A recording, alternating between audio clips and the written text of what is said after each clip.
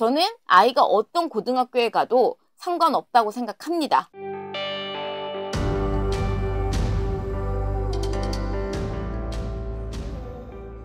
네, 안녕하세요. 정고은입니다. 이번 시간에는 제가 좀 끝판왕을 찍어보려고 합니다. 바로 고교 선택 가이드입니다. 사실 가장 많이 질문하시는 부분이고, 그리고 솔직히 말씀을 드리면 근래 이제 2022 개정교육과정과 의대 입시 열풍과 지금 현재 변화하고 있는 다양한 대입 정책에 맞춰서 고등학교 선택에 관련돼서 고민하시는 학부모님들 너무 많으시고요. 제 주변에도 저한테도 너무 많이 질문해 주시고, 사실 제가 다른 채널들이나 아니면은 다른 어떤 설명회 등을 통해서도 가장 많이 요청받고 질문받는 것이 바로 우리 아이가 어떤 고등학교를 써야 하는가 에 대한 질문들을 너무나도 많이 받습니다. 그리고 유튜브 안에서도 이 고교 선택 가이드에 대해서 정말 많은 또 입시 전문가분들이 다양한 영상을 제작을 해주신 걸 봤는데요. 그래서 제가 한번 찍어봐야 되겠다. 나름 이 입시, 특히나 중3 입시에 있어서는 저 역시도 굉장히 많은 정보와 데이터를 갖고 있는 사람으로서 한 번쯤은 제가 정리를 해서 제 나름대로의 고교 선택 가이드를 조금 말씀을 드려봐야겠다라는 생각을 하게 됐습니다. 그래서 완전판인 고교 선택 가이드를 한번 찍어보려고 합니다. 요즘에 이제 특히나 고등학교 선택이 좀 중요해지는 이유가 어떤 고등학교를 가느냐에 따라 그 고등학교에 최적화된 대입 전형이 정해지기 때문이다 라고 말씀을 드립니다. 우리가 전국권 자사고나 아니면 외고 국제고에 간다라는 건 사실 뭐 대학이 보장된다 뭐 절대 아니죠. 적응하지 못하는 제 제자들도 분명히 있었고요. 리턴하는 친구들도 있습니다. 다만 그 학교를 가게 됐을 때 보장이 되는 하나는 그 학교에 가게 되는 순간 학종을 하게 될 가능성이 매우 크다입니다. 그리고 어떤 학종이냐? 퀄리티가 있는 학종을 하게 될 가능성이 큰 거죠. 자, 만약에 우리가 일반고에 가게 된다고 하면 일반고에 간다고 뭐 큰일 나거나 망하거나 이런 게 아니라, 자, 일반고에 가게 된다면 교과 전형을 써볼 수 있다. 저는 이 정도가 가장 큰 의미라고 보거든요. 특목고나 자사고 애들이 못 쓰는 교과 전형을 꼭 한번 써봐야 되겠다라는 생각으로 열심히 내신 공부하고 꼼꼼하게 내신 준비해서 좋은 내신 받아서 교과 한 3장 써보고, 요즘에 일반고는 종합이 안 되는 것도 아니기 때문에 종합도 뭐 한 3장 써보고, 이런 식으로 어떤 고등학교가 엄청난 유불리가 있다기보다는 결국 메인이 되는 어떤 대입 전형이 조금 달라진다라고 봐주시면 될 것 같은데, 자, 근데 여기서 꼭 말씀드리겠습니다. 지금 어머님들이나 아버님들 영상 시청하시는 시청자분들이 이해하시기가 편하라고 제가 조금 더 양분돼서 말씀을 드리는 겁니다. 전국권 자사고나 외국 거기 들어가서도 지필이나 내신 안 나오면 어차피 학종 의미 없습니다. 자, 이런 학교 가도 어차피 반절 안에 못 들면은 학종을 못하니까요. 왜냐면 자기네들이 원하는 학교에 못 적을 테니까. 자, 그럼 일반고에 가서도 그럼 혼자만 공부하면 되냐? 아니죠. 요즘 일반고들 같은 경우도 어찌됐든 학종이 신경을 쓰기 때문에 당연히 활동형을 해야 됩니다. 동아리도 해야 되고요. 자, 근데 지금 이렇게 말씀을 드리는 거는 모든 거에 있어서 상대적인 거라는 거를 말씀을 드리는 겁니다. 우선 저는 크게 3가지 기준을 말씀을 드리려고 하는데요. 첫 번째는 진로와 아이의 성적, 그리고 2번째는 아이의 학습 유형 스타일, 그리고 3번째는 아이의 성격. 자, 이렇게 해서 3가지 기준으로 지금부터 한번 우리가 어떤 고등학교를 선택해야 되는지에 대한 아웃라인들을 조금 잡아보도록 하겠습니다. 자, 우선 첫 번째는 진로와 아이의 성적에 관련된 부분입니다. 진로 같은 경우는 당연하지만 아이의 문이과 성향이 아무래도 가장 중요할 것 같습니다. 제가 이제 이런 말씀을 드리면 어머님들 또 답답해 하시죠. 아이가 문과인지 이과인지 알기가 좀 어렵다, 이런 친구들 많습니다. 사실 요즘 같은 경우는 워낙 이제 입시의 추세뿐이 아니라 사회적 분위기 자체가 이과 선호가 굉장히 두드러지고 있는 상황이어서, 솔직히 말씀드리면 학업 역량이 좋은 친구들 같은 경우는 대부분 이과 쪽 과목들 또는 이과 쪽 전공들을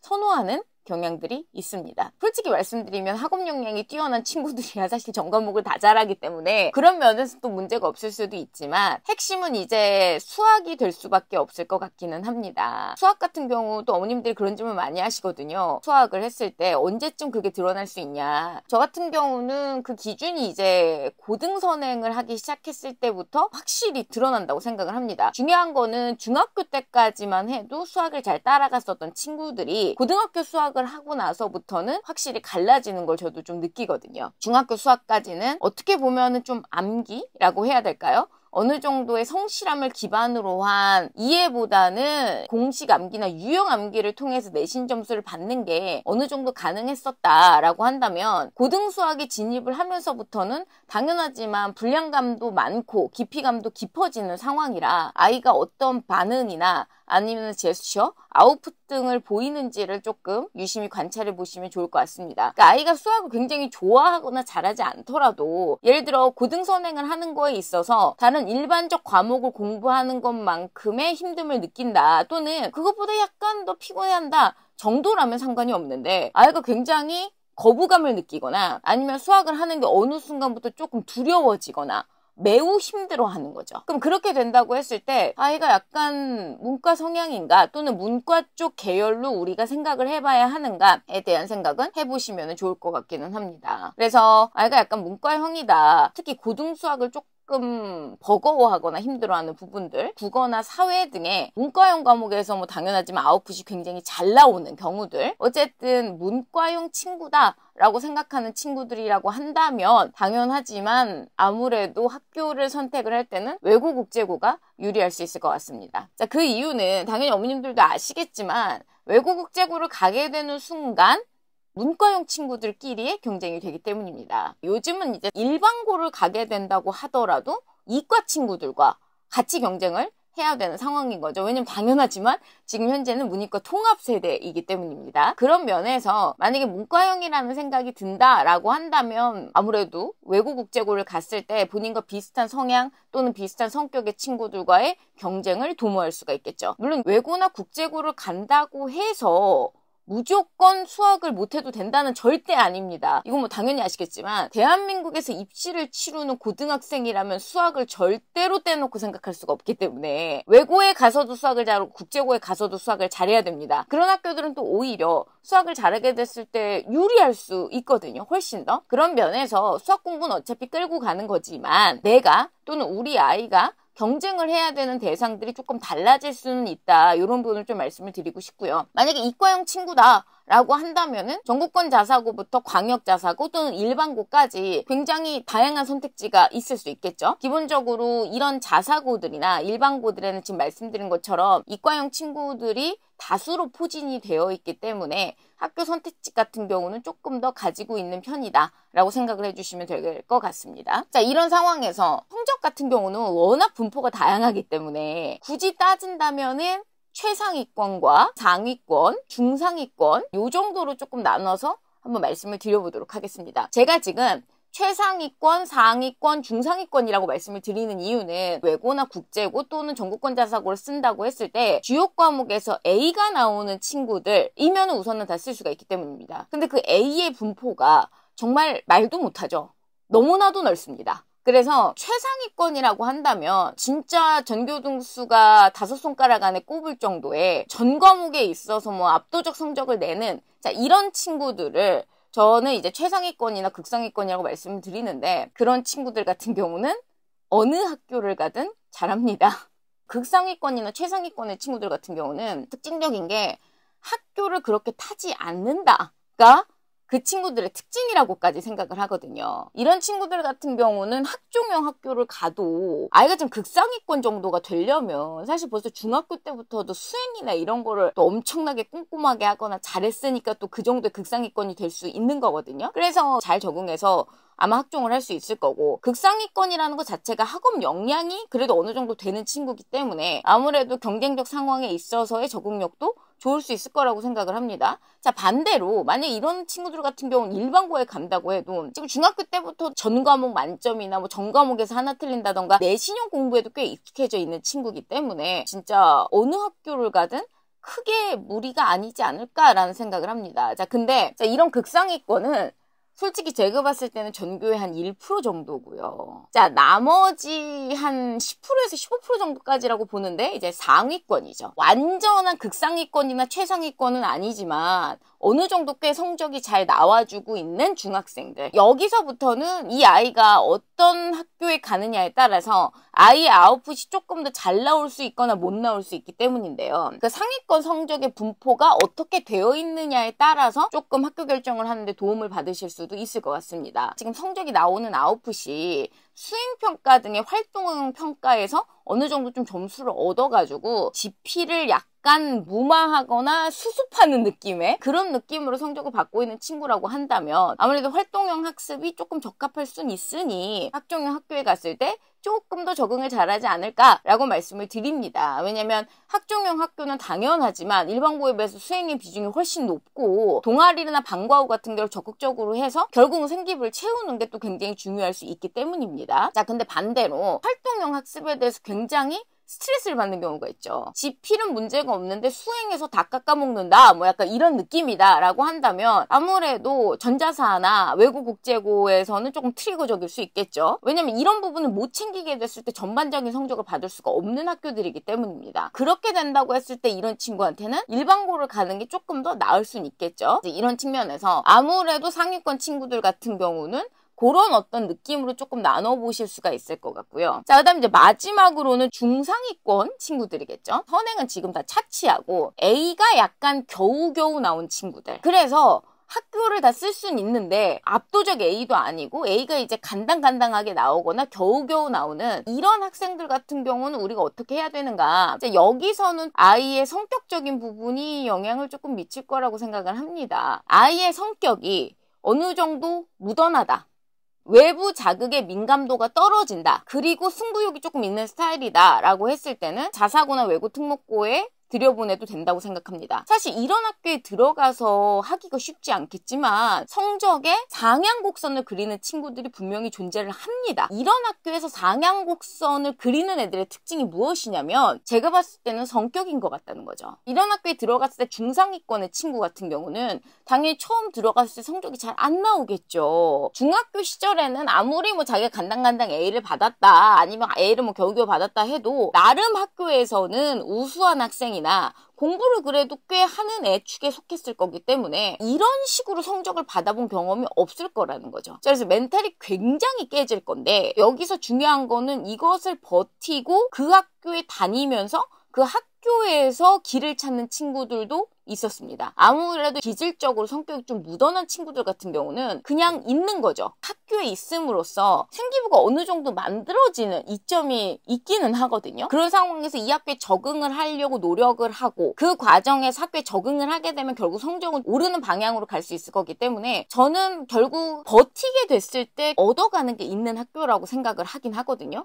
학교들 자체가 워낙 프로그램들이나 이런 것들이 좋은 편이니까 이거와 동시에 제가 마지막으로 말씀드리려고 했었던 부분이 하나 포함이 되는데 바로 아이의 진학 의지에 관련된 부분입니다. 여기서 진학 의지라는 건 아이가 이제 이 학교에 가고 싶어 하는 거죠. 가고 싶어서 이 학교에 가게 되면 어떻게든 아이들이긴 하지만 자기 선택에 책임을 지려고 하기 때문에 결국 학교에서 버티기 위한 일종의 어떤 생존 방안들을 찾게 되거든요. 그 과정에서 모두가 성적 향상을 하는 건 아니지만 굉장한 드라마를 만드는 경우들도 분명히 존재를 합니다. 자, 근데 진학 의지가 그렇게 있지 않은 상태에서 성적이 A가 나왔다는 이유만으로 그냥 별 생각 없이 이 학교에 지원을 했다가 진짜 재수가 좋아서 붙게 되는 경우는 지금 말씀드린 들어가자마자 시험 봐봤는데 성적이 자기가 받아본 적이 없는 성적이 나왔고 그렇게 되면 이제 멘탈이 깨지면서 내가 도대체 이 학교에 왜 있어야 되지부터 시작을 하면서 제 속된 말로 이제 엄마한테 징징거리고 막 난리가 나게 되거든요. 그래서 아이의 성격과 함께 진학 의지까지 동반이 되어 있다면 만약에 지금 설령 성적이 약간 중상위권이어서 불안하다 라고 하셔도 저는 한 번쯤은 트라이 해보셔도 되지 않을까라고 생각을 합니다. 자, 이렇게 해서 아이의 학업 역량에 관련된 부분들을 얘기를 드렸고요. 두 번째 가장 또 중요한 핵심적인 부분은 아이의 학습 유형입니다. 학습 유형에 관련돼서는 아이의 자기주도적 학업 역량입니다. 고등학교에 입학하는 순간 자기주도적 학업 역량은 고등학생으로서 너무 중요합니다. 왜냐면 확실히 중학교와 고등학교의 이 레벨 차이라는 게 다른 무엇보다 공부량이 많아지고 깊이감이 깊어지기 때문에 본인 스스로 학업을 점검하고 자기 스스로 부족한 점을 생각해서 그것을 채우기 위한 다양한 방법들을 시도하고 그 과정에서 본인한테 맞는 학업 방법을 찾아서 그걸 통해서 결과를 도출을 하는 정말 말 그대로 기획부터 실행, 수정, 그리고 다시 보완을 으로 돌아가는 이런 식의 메타인지적인 자기주도 학습 역량이 굉장히 중요합니다. 그런데 전국권 자사고나 외고 국제고들은 대부분 이제 기숙사를 포함하고 있는 학교들이 많은데요. 이 기숙사의 역할 자체가 역시나 이 자기주도적 학업 역량을 굉장히 크게 필요로 하는 환경일 수밖에 없는 거죠. 하나고 같은 학교들은 기숙사를 한 달에 한 번밖에 못 나옵니다. 외대부고나 상상과 같은 또 이런 학교들의 기숙사는 어쨌든 일주일에 한 번씩 나올 수는 있습니다. 자, 그러면 여기서 우리가 알 수 있는 게 학교들의 기숙사 시스템에 따라서 기숙사 생활하는 과정에서 일주일에 한 번 나올 수 있는 학교라고 하면 정말 뭐 너무 부족한 과목이 있다라고 했을 때 우리가 학원을 다닐 수도 있지만 만약에 이제 한 달에 한 번밖에 못 나오는 기숙사 시스템을 갖고 있는 학교라고 하면 그런 것조차도 원천 차단이 될 수밖에 없기 때문에 만약 그런 학교를 생각하는 친구라고 한다면 훨씬 더 자기주도적 학업 역량이 중요하실 수는 있을 것 같습니다. 자, 이렇게 해서 두 번째 학습 유형에 관련된 설명을 끝내고요. 마지막으로 세 번째는 성격과 성향에 대한 얘기를 해보도록 하겠습니다. 이거는 사실 말씀을 드리면서도 좀 조심스러운 게 아이의 성격과 성향이라는 게 좀 바뀝니다. 그래서 저는 애들한테는 뭐라고까지 얘기하냐면 바꾸라고까지 얘기를 합니다. 결론적으로 말씀드리면 기질적으로 예민하고 불안도가 큰 친구들 같은 경우 내가 최대한 그런 생각을 안 해보려고 노력을 하다 보면 원래 타고나길 묻어난 애들만큼은 아니겠지만 그래도 확실히 완화되거나 줄어드는 거를 저는 항상 봤었거든요. 그래서 일종의 성격도 트레이닝을 통해서 어느 정도는 고쳐질 수 있다고 생각을 합니다. 그럼에도 불구하고 예민도가 크거나 불안도가 큰 자, 이런 스타일들 같은 경우는 특목고에 들어가서 성적 경쟁을 하게 되고 자라난 친구를 보게 됐을 때 굉장한 스트레스를 받을 수가 있겠죠. 차라리 일반고에 가서 내가 좀 익숙한 환경에서 엄마 밥 먹으면서 통학을 하면서 학교 생활을 하는 게 멘탈적인 안정에서는 조금 더 좋을 수도 있겠죠. 그런 면에서 기질적 예민함과 불안도에 대해서 얘기를 드린 거고요. 거기에 포함해서 지나친 완벽주의에 관련된 이야기도 조금 합니다. 기본적으로 우수한 학생들 같은 경우는 모두 다 완벽주의적 성향을 갖고 있습니다. 당연하죠. 자기가 아웃풋을 내고 싶은 만큼 아니면 자기 기준에 성에 찰 만큼 무언가를 하는 거 굉장히 중요한 학업 역량이라고 생각을 합니다. 자, 근데 이 완벽주의가 조금 잘못 발현되는 경우들은 우선순위를 놓치는 경우들이 굉장히 많거든요. 지금 중학교야 말씀드린 것처럼 학업의 양이 그렇게 많지가 않기 때문에 자기가 마음만 먹으면 자기가 원하는 만큼의 수행평가의 퀄리티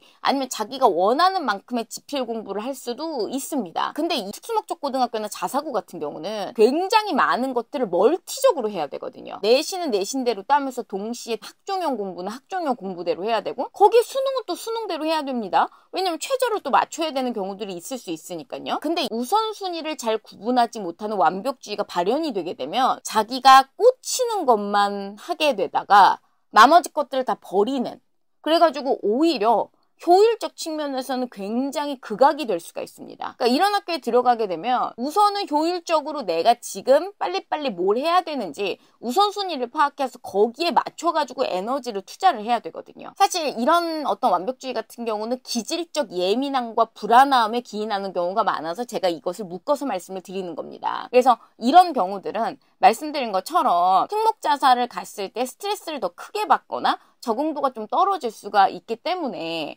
우리가 일반고를 가는 게 나을 수도 있겠다라고 말씀을 드리지만 이런 성격은 일반고에 가서도 솔직히 말하면 스트레스 지수가 높을 수밖에 없는 성격이기 때문에 어머님과 학생과의 어떤 진지한 대화를 통해서 어느 정도는 조금 완화된 상태로 고등학교에 입학을 하는 것이 좋을 거라는 생각이 듭니다. 마지막으로 아이의 성격과 성향에 있어서 말씀을 드리고 싶은 건 승부욕에 관련된 얘기를 조금 드리고 싶기는 합니다. 제가 이런 학교 같은 경우는 묻어난 친구 잘 적응을 한다라고 말씀을 드리니까 진짜 성격적으로 되게 이런 평화주의자라고 해야 될까요? 별 생각이 없는 친구들이 또 이런 학교에 맞다고 생각을 하시는 경우들이 있으시더라고요.